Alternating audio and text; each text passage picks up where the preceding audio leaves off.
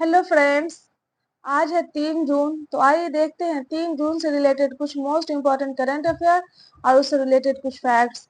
अगर आप किसी भी कम्पिटेटिव एग्जाम की तैयारी कर रहे हैं तो करंट अफेयर का ये एपिसोड एंड तक जरूर देखें। और अगर आप इस एपिसोड का पीडीएफ चाहते हैं तो आप हमारे टेलीग्राम चैनल को ज्वाइन कर सकते हैं। टेलीग्राम का लिंक डिस्क्रिप्शन में मिल जाएगा। और अगर आप चैनल पे नए हैं तो चैनल को सब्सक्राइब कर लीजिएगा। तो आइए शुरू करते हैं आज का सवाल। सवाल नंबर 1 है, हाल ही में कौन हुरून इंडिया आर्ट लिस्ट 2024 में पहले स्थान पर हैं? ऑप्शन ए है कृष्णा खन्ना, ऑप्शन बी है अनीश कपूर, ऑप्शन सी है रणवीर कलेका या ऑप्शन डी है इनमें से कोई नहीं। सही जवाब है ऑप्शन बी अनीश कपूर। हाल ही में हुरून रिसर्च इंस्टीट्यूट ने भारत के सबसे सफल कलाकारों की रैंकिंग जारी करते हुए 6वां हुरून इंडिया आर्ट लिस्ट 2024 जारी की है। हुरून इंडिया आर्ट लिस्ट एक प्रसिद्ध सूची है जो भारतीय कलाकारों की कला के बिक्री के आधार पर उनको रैंकिंग देती है। मतलब जिन कलाकारों की कलाकृति सबसे ज्यादा दामों में बिकेगी उन्हीं के आधार पर ये रैंकिंग दी जाती है। हुरून इंडिया आर्ट लिस्ट 2024 में ब्रिटिश भारतीय मूर्तिकार अनीश कपूर लगातार 6वें साल इस लिस्ट में पहले स्थान पर हैं। और इस वर्ष अनीश कपूर की कलाकृति लगभग 79.9 करोड़ रुपए की बिकी है। आइए देखते हैं अगला नंबर सवाल। सवाल नंबर 2 है, हाल ही में चर्चा में रहा विवेकानंद रॉक मेमोरियल किस राज्य में स्थित है? ऑप्शन ए है बिहार, ऑप्शन बी है केरल, ऑप्शन सी है तमिलनाडु या ऑप्शन डी है कर्नाटक। सही जवाब है ऑप्शन सी तमिलनाडु। तमिलनाडु के कन्याकुमारी में स्थित विवेकानंद रॉक मेमोरियल में प्रधानमंत्री नरेंद्र मोदी पहुंचे हैं, इसलिए यह काफी चर्चा में था। और विवेकानंद रॉक मेमोरियल कन्याकुमारी तमिलनाडु में स्थित है। यह स्मारक हिंद महासागर, बंगाल की खाड़ी और अरब सागर के संगम पर स्थित है और इसका निर्माण 1970 में हुआ था और इसके निर्माण करता है विवेकानंद आध्यात्मिक संगठन और इसके वास्तुकार है एकनाथ रनाडे। आइए देखते हैं अगला नंबर सवाल। सवाल नंबर 3 है, हाल ही में World Organisation for Animal Health का महानिदेशक किसे नियुक्त किया गया है? ऑप्शन ए है माजिद अल कासिमी, ऑप्शन बी है इमेनुअल सोबेरन, ऑप्शन सी है क्रिस्टियन बुरसेके या ऑप्शन डी है इनमें से कोई नहीं। सही जवाब है ऑप्शन बी इमेनुअल सोबेरन। हाल ही में इमेनुअल सोबेरन को World Organisation for Animal Health का महानिदेशक नियुक्त किया गया है और इमेनुअल सोबरेन को पूर्व महानिदेशक मोनिक एलोईद के स्थान पर नियुक्त किया गया है। और World Organisation for Animal Health यह एक अंतर सरकारी संगठन है जो विश्व भर में पशु स्वास्थ्य में सुधार लाने के लिए उत्तरदायी है और इसकी स्थापना 1924 में हुआ था और इसका मुख्यालय पेरिस फ्रांस में है। आइए देखते हैं अगला नंबर सवाल। सवाल नंबर 4 है, हाल ही में किस राज्य सरकार ने स्कूली पाठ्यक्रम में कृत्रिम बुद्धिमत्ता को शामिल किया है? ऑप्शन ए है बिहार, ऑप्शन बी है गुजरात, ऑप्शन सी है तमिलनाडु या ऑप्शन डी है केरल। सही जवाब है ऑप्शन डी केरल। हाल ही में केरल सरकार ने पाठ्यक्रम में कृत्रिम बुद्धिमत्ता को शामिल करने का निर्णय लिया है। आइए देखते हैं केरल से रिलेटेड कुछ इंपॉर्टेंट फैक्ट्स। हाल ही में केरल सरकार ने एक नई गवर्नेंस पहल के स्मार्ट लॉन्च किया है और भारत की सबसे तेज और इलेक्ट्रिक नाव बारकोड़ा केरल में लॉन्च की गई है। और केंद्रीय मंत्री नितिन गडकरी ने केरल में लकड़ी जहाज क्लासिक इंपीरियल का शुभारंभ किया है। और केरल धार्मिक पर्यटन को बढ़ावा देने के लिए बहुभाषी माइक्रो साइट लॉन्च करेगा। और हाल ही में केरल में परुमल्ला पेरूनम उत्सव मनाया गया है। आइए देखते हैं अगला नंबर सवाल। सवाल नंबर 5 है, हाल ही में किसने स्क्रिप्स नेशनल स्पेलिंग बी का खिताब जीता है? ऑप्शन ए है बिरहत सोमा, ऑप्शन बी है लिंडी कैमरू, ऑप्शन सी है रियान मोहम्मद या ऑप्शन डी है इनमें से कोई नहीं। सही जवाब है ऑप्शन ए बिरहत सोमा।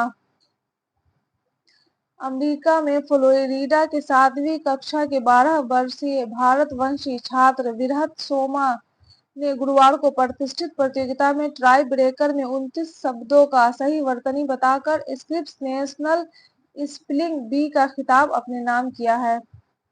आइए देखते हैं अगला नंबर सवाल। सवाल नंबर 6 है, केंद्र सरकार द्वारा हालिया जारी रिपोर्ट के अनुसार बिहार अपनी सकल राज्य घरेलू उत्पाद का कितना प्रतिशत उच्च शिक्षा पर खर्च करता है? ऑप्शन ए है 1.78%, ऑप्शन बी है 2.17%, ऑप्शन सी है 3.12%, या ऑप्शन डी है 0.34%। सही जवाब है ऑप्शन बी 2.17%। केंद्र सरकार द्वारा जारी हालिया रिपोर्ट के अनुसार, जिसमें उच्च शिक्षा के क्षेत्र में बेहतर काम करने के लिए राज्य को शामिल किया गया है, और बिहार बड़े राज्यों की श्रेणी में शीर्ष स्थान पर है। और केंद्र सरकार द्वारा जारी इस रिपोर्ट के अनुसार बिहार में उच्च शिक्षा पर अपनी जीएसडीपी का 2.17% खर्च किया है। आइए देखते हैं अगला नंबर सवाल। सवाल नंबर 7 है, हाल ही में किसने Monaco grand prix 2024 formula 1 wrestling प्रतियोगिता जीता है? ऑप्शन ए है मैक्स वर्स्टेपन, ऑप्शन बी है लैंडो नॉरिस, ऑप्शन सी है कार्लोस सेंज, या ऑप्शन डी है चार्ल्स लेवलर। सही जवाब है option D Charles leveller. Ferrari के फार्मूला 1 रेसलर चार्ल्स लेवलर ने हाल ही में मोनाको ग्रैंड प्रिक्स 2024 का खिताब जीता है, और यह मोनाको के ही रहने वाले हैं। जबकि मैक लेरन रेसलर जो दूसरे स्थान पर है, ये ऑस्ट्रेलिया के रहने वाले हैं। और कार्लेस सेंज जो कि तीसरे स्थान पर है, ये स्पेन के रहने वाले हैं। आइए देखते हैं अगला नंबर सवाल। सवाल नंबर 8 है, हाल ही में किस देश को वर्ष 2024-26 के लिए कोलंबो प्रोसेस की अध्यक्षता मिली है? ऑप्शन ए है भारत, ऑप्शन बी है पाकिस्तान, ऑप्शन सी है चीन, या ऑप्शन डी है नेपाल। सही जवाब है option A Bharat. Colombo process एक क्षेत्रीय सलाहकार मंच है, और एशिया के 12 देश इसके सदस्य हैं। इसकी स्थापना 2003 में की गई थी, और कोलंबो प्रोसेस की स्थापना के बाद यह पहली बार है जब 2024-26 के लिए भारत को इसकी अध्यक्षता सौंपी गई है। और इसका उद्देश्य प्रवासी श्रमिक भेजने वाले एशियाई देशों के लिए एक मंच प्रदान करता है, ताकि वह विदेश में रोजगार और मजदूरों के हितों से जुड़े मामलों पर चर्चा कर सके। कोलंबो प्रोसेस में कुल 12 सदस्य हैं।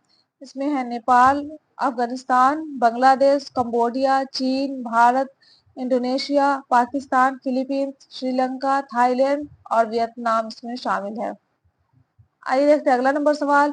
सवाल नंबर 9 है, हाल ही में भारत और किस देश के बीच आतंकवाद से निपटने के लिए संयुक्त कार्य समिति की 6ठी बैठक आयोजित की गई है? ऑप्शन ए है पाकिस्तान, ऑप्शन बी है बांग्लादेश, ऑप्शन सी है जापान, या ऑप्शन डी है अमेरिका। सही जवाब है ऑप्शन सी जापान। हाल ही में 29 मई 2024 को नई दिल्ली में भारत और जापान के बीच आतंकवाद से निपटने के लिए संयुक्त कार्य समिति की 6ठी बैठक आयोजित की गई। इस बैठक में दोनों देशों ने अपने अपने क्षेत्रों में आतंकवाद के खतरे पर विचार विमर्श किया है।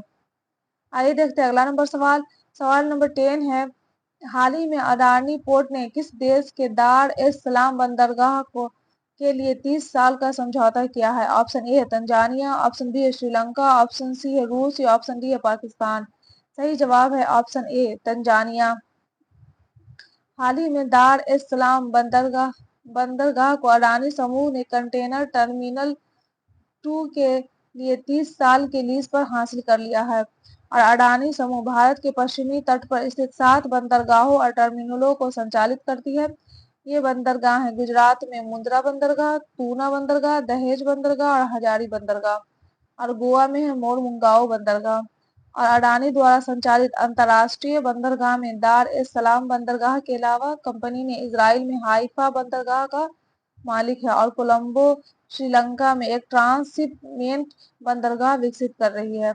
ये था करंट अफेयर का एपिसोड। अगर आपको ये एपिसोड अच्छा लगा हो तो एपिसोड को लाइक कर दीजिएगा, और चैनल को सब्सक्राइब कर दीजिएगा, और अपने दोस्तों के साथ शेयर भी कर दीजिएगा। Best of luck.